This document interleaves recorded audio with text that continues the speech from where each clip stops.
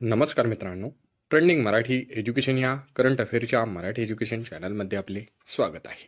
तर मित्रांनो, आपण तुमच्यासाठी रोजच्या रोज चालू घडामोडीचे प्रश्न हे मराठीतून घेऊन येत असतो. आजच्या व्हिडिओमध्ये आपण तुमच्यासाठी 21 जानेवारी 2024च्या सर्व महत्त्वाच्या चालू घडामोडी या बघणार आहोत. मित्रांनो, तुम्ही चॅनलवर नवीन असाल, चॅनलला अजूनपर्यंत सबस्क्राईब केलेलं नसेल, सबस्क्राईब करून घ्या आणि बेल आयकॉनला प्रेस करा. म्हणजेच प्रत्येक दिवसाच्या चालू घडामोडीच्या व्हिडिओची नोटिफिकेशन ही तुम्हाला सर्वात आधी मिळून जाईल. तर चला, वेळ न घालवता आपण व्हिडिओला सुरुवात करूया. 1. केंद्राच्या अहवालानुसार 2023 मध्ये भारतातील सर्वात प्रदूषित शहर कोणते ठरलेले आहे?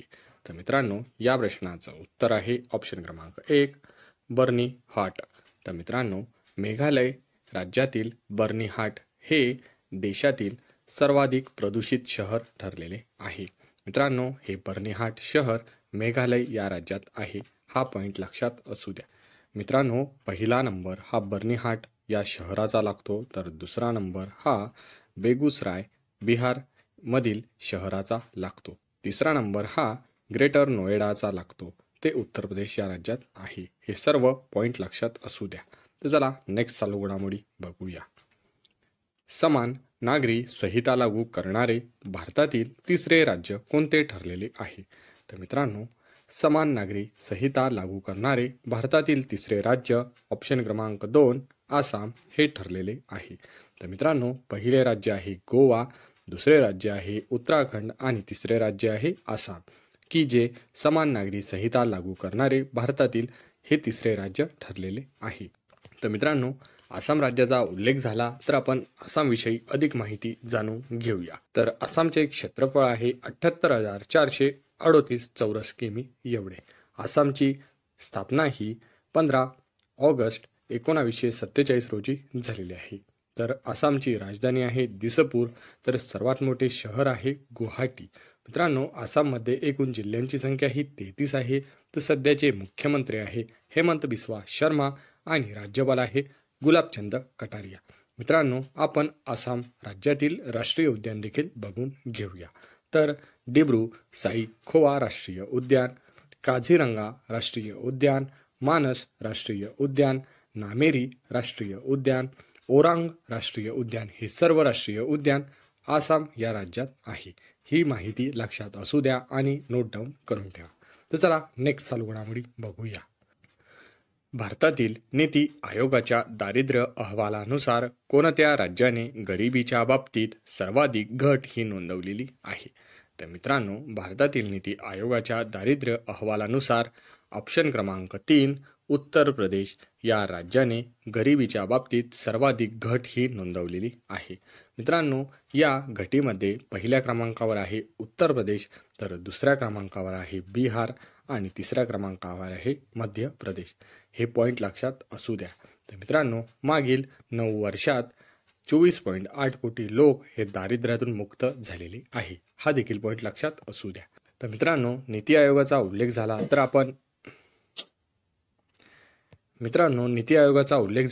तर आपण नीती आयोगाबद्दल थोडक्यात माहिती जाणून घेऊया. तर नीती आयोगाचा फुल फॉर्म आहे national institution for transforming India. तर या संस्थेची स्थापना ही 1 जानेवारी 2015 रोजी झालेली आहे. मित्रांनो, नीती आयोगाचे अध्यक्ष असतात पंतप्रधान, तर उपाध्यक्ष आहे सुमन के बेरी आणि नीती आयोगाचे CEO आहे BVR सुब्रमण्यम. हे सर्व 4 पॉईंट लक्षात असू द्या. तर चला, नेक्स्ट चालू घडामोडी बघूया. जैवकांच्या गैरवापरावर नियंत्रण ठेवण्यासाठी कोणते राज्य सरकार ऑपरेशन अमृत सुरू करणार आहे?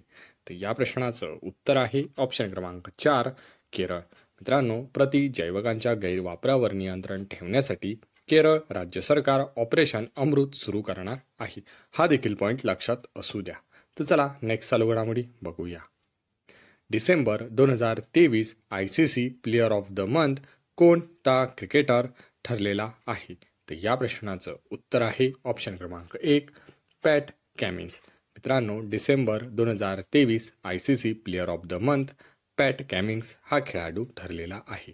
तर मित्रांनो, हा पुरुष खेळाडू आहे, तर महिला ICC player of the month Deepti Sharma ही भारताची खेळाडू आहे, हा देखील पॉईंट लक्षात असू द्या.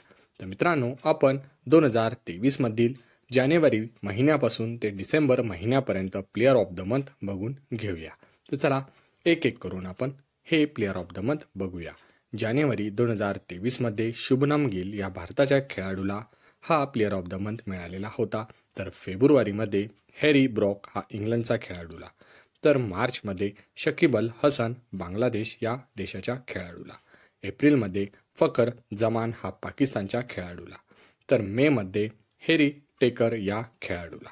तर जूनमध्ये हसंदू हसरंगा श्रीलंका या देशाच्या खेळाडूला. जुलै महिन्यात चेसर वॉकर या इंग्लंडच्या खेळाडूला प्लेअर ऑफ द मंथ हा पुरस्कार भेटलेला आहे. तर ऑगस्टमध्ये बाबर आझम पाकिस्तानी खेळाडूला. तर सप्टेंबरमध्ये परत एकदा शुभमन गिल या खेळाडूला. मित्रांनो, शुभमन गिल या खेळाडूला जानेवारी आणि सप्टेंबर या 2 महिन्यात प्लेअर ऑफ द मंथ 2023 हा मिळालेला आहे, हा पॉईंट लक्षात असू द्या. तर मित्रांनो, ऑक्टोबर महिन्यात रचिन रवींद्र हा न्यूझीलंडचा खेळाडू आहे याला. तर नोव्हेंबरमध्ये मोहम्मद शमी हा भारताचा खेळाडू आहे, यांना प्लेअर ऑफ द मंथ हा पुरस्कार मिळालेला होता. आणि डिसेंबर महिन्याचा player of the month Pat कॅमिन्स ऑस्ट्रेलियाचा खेळाडू आहे, या खेळाडूला player of the month December महिन्याचा मिळालेला आहे. आणि महिला विचारलं तर दीप्ती शर्मा. हे 2 पॉईंट लक्षात असू द्या, महत्त्वाचे आहे, प्रश्न विचारला जाऊ शकतो. तर चला नेक्स्ट चालू घडामोडी बघूया. माझी शाळा माझा अभिमान हा अभियान कोणत्या राज्य सरकारने राबवलेला आहे? तर या प्रश्नाचं उत्तर आहे ऑप्शन क्रमांक 2, हिमाचल प्रदेश. मित्रांनो, माझी शाळा माझा अभियान या अभियान हिमाचल प्रदेश राज्य सरकारने राबवलेला आहे. मित्रांनो, हिमाचल प्रदेशचा उल्लेख झाला तर आपण हिमाचल प्रदेशविषयी देखील थोडक्यात माहिती जाणून घेऊया. हिमाचल प्रदेशचे एकूण क्षेत्रफळ आहे 55,773 चौरस किमी एवढे. राजधानी आहे शिमला, तर सर्वात मोठे शहर देखील आहे शिमला. हिमाचल प्रदेशमध्ये एकूण जिल्ह्यांची संख्या ही 12 आहे. तर सध्याचे मुख्यमंत्री आहे सुखविंदर सिंग सुक्खू आणि राज्यपाल आहे शिवप्रताप शुक्ला. मित्रांनो, राष्ट्रीय उद्यान देखील आपण एक एक करून बघून घेऊया. Red Himalayan national park, pin valley राष्ट्रीय उद्यान, इंदर किल्ला राष्ट्रीय उद्यान, खीर गंगा राष्ट्रीय उद्यान आणि सिंबलबारा राष्ट्रीय उद्यान हे सर्व राष्ट्रीय उद्यान हिमाचल प्रदेश या राज्यात आहे, हा पॉईंट देखील लक्षात असू द्या. तर चला नेक्स्ट चालू घडामोडी बघूया. कामगारांसाठी विमा योजना राजनाथ सिंह यांनी कोणत्या मजुरांसाठी मंजूर केलेली आहे? तर या प्रश्नाचं उत्तर आहे ऑप्शन क्रमांक 3, BRO. मित्रांनो, BROच्या कामगारांसाठी विमा योजना ही राजनाथ सिंह यांनी मंजूर केलेली आहे. मित्रांनो, ही विमा योजना 10 लाख रुपयांची असणार आहे, हा देखील पॉईंट लक्षात असू द्या. प्रत्येक कामगाराला 10 लाखाचा विमा हा योजनेअंतर्गत मिळणार आहे. तर चला नेक्स्ट चालू घडामोडी बघूया.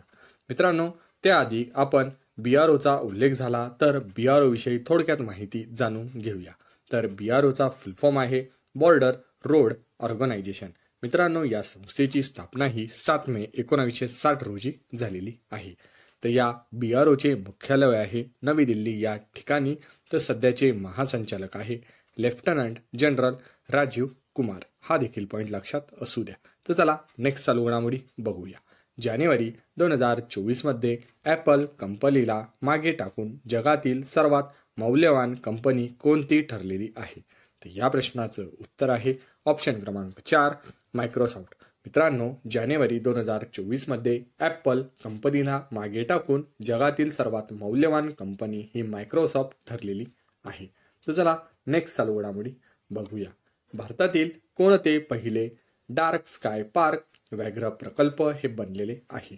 तर या व्याघ्र प्रकल्पाचे नाव आहे. तर या प्रश्नाचं उत्तर आहे ऑप्शन क्रमांक 1, पेंच व्याघ्र प्रकल्प. मित्रांनो, भारतातील पहिले डार्क स्काय पार्क हे पेंच व्याघ्र प्रकल्प बनलेले आहे. मित्रांनो, आपल्या भारतात एकूण 53 व्याघ्र प्रकल्प आहे, हा पॉईंट लक्षात असू द्या. मित्रांनो, बहुतेक पेपरमध्ये प्रश्न विचारला जातो की भारतामध्ये एकूण व्याघ्र प्रकल्प किती? तर ते आहे 53.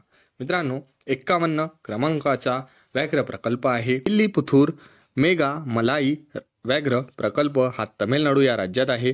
तर 52 क्रमांकाचा रामगड विषधारी वन्यजीव अभयारण्य हा राजस्थान या राज्यात आहे. तर 53वा गुरु घासीदास राष्ट्रीय उद्यान आणि तोमर पिंगला वन्यजीव अभयारण्य हे छत्तीसगड या राज्यात आहे. हे सर्व पॉईंट लक्षात असू द्या. तर चला नेक्स्ट चालू घडामोडी बघूया. रस्ते अपघातात मृत्यू 2023 पर्यंत किती टक्के कमी करण्यासाठी भारताचे उद्दिष्ट ठेवण्यात आलेले आहे. तर या प्रश्नाचं उत्तर आहे ऑप्शन क्रमांक 2 50%. मित्रांनो 2030 पर्यंत 50% रस्ते अपघातात मृत्यूचा आकडा हा कमी करण्याचे भारताचे उद्दिष्ट असणार आहे. हा देखील पॉईंट लक्षात असू द्या.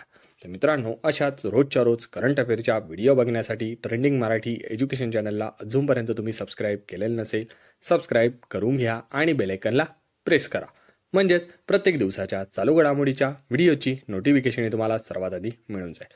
मित्रांनो व्हिडिओ हा आवडत असेल तर व्हिडिओला लाईक हे जरूर करा आणि आपल्या जवळच्या अभ्यासू मित्र मैत्रिणींना व्हिडिओ हा जास्तीत जास्त शेअर करा. याचा फायदा तुम्हाला येत्या परीक्षेमध्ये नक्कीच होणार आहे.